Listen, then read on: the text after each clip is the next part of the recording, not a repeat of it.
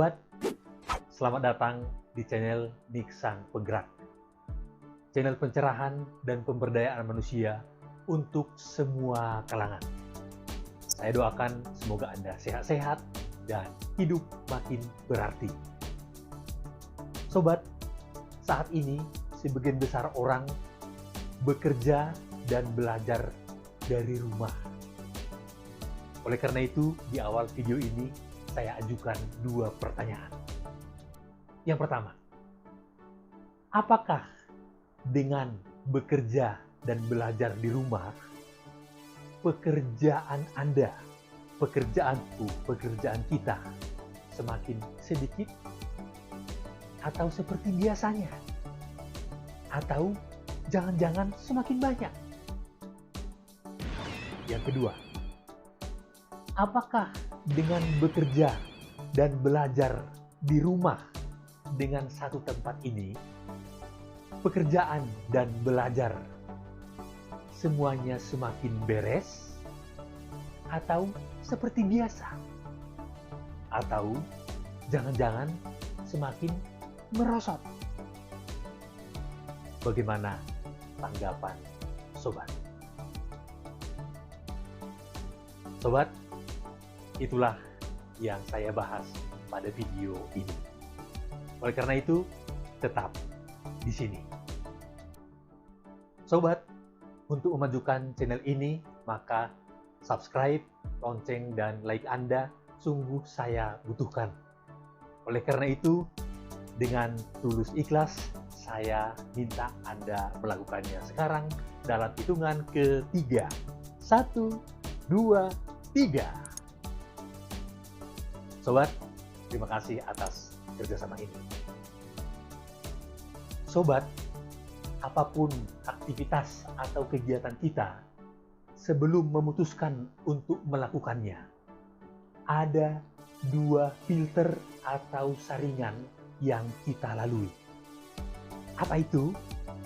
Yang pertama, filter penting tidaknya sesuatu itu, pekerjaan itu, untuk saya, untuk Anda, untuk kita.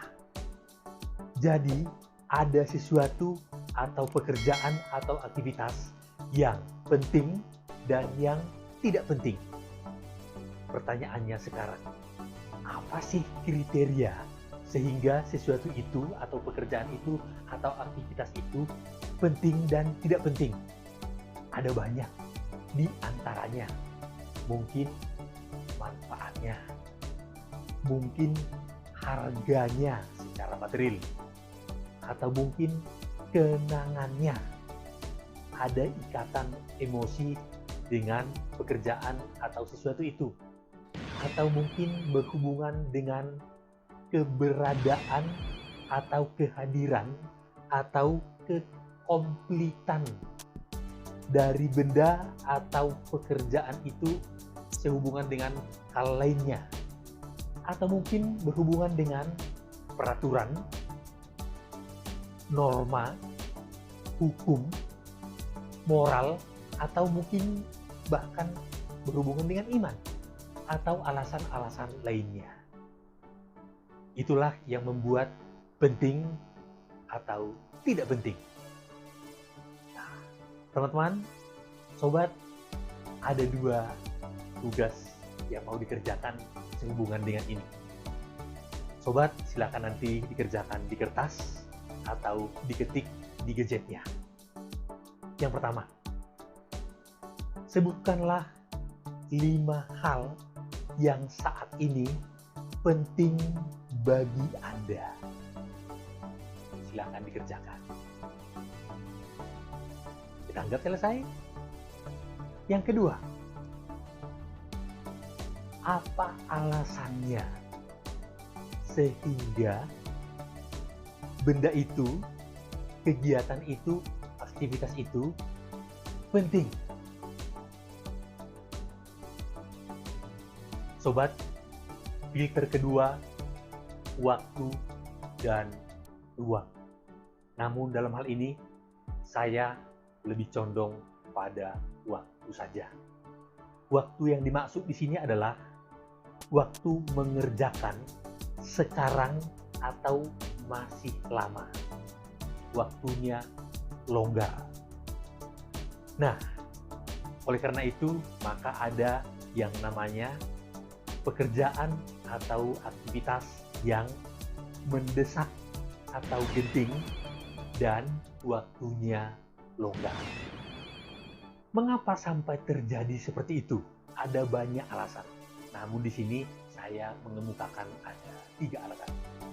Yang pertama, mungkin terjadi karena peristiwa alam.